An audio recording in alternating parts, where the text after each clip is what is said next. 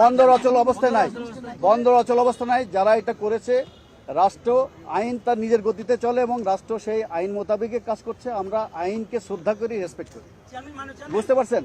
তো সেই জন্য এইটার ব্যাপারে অলরেডি আপনার সমস্ত যে নিরাপত্তা এবং রাষ্ট্রীয় যে সমস্ত অর্গান যারা এই ব্যাপারে কাজ করে, যেহেতু একটা কেপিআই এর একটা ন্যাশনাল কমিটি আছে, এইটার হলো নিরাপত্তার জন্য এটা কি পয়েন্ট ইনস্টলেশন।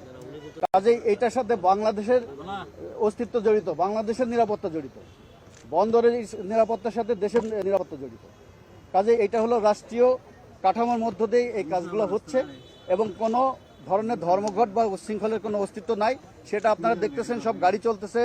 আমার কর্মচারীদের সাথে আমি কথা বলে আসলাম, তারা বললো সবাই যাবে, তাদেরকে যেন কেউ বাধা না দেয়। কেউ বাধা দিচ্ছে না।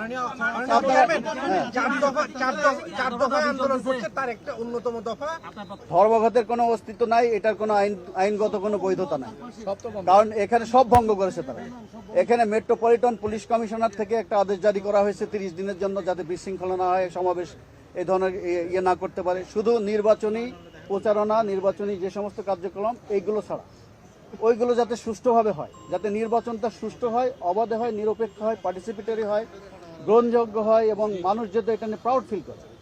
সেখানে এই ধরনের একটা বিশৃঙ্খলা একটা জাতীয় নির্বাচনের আগে করা, এটা আমি তো কোনো অর্থ দেখি না।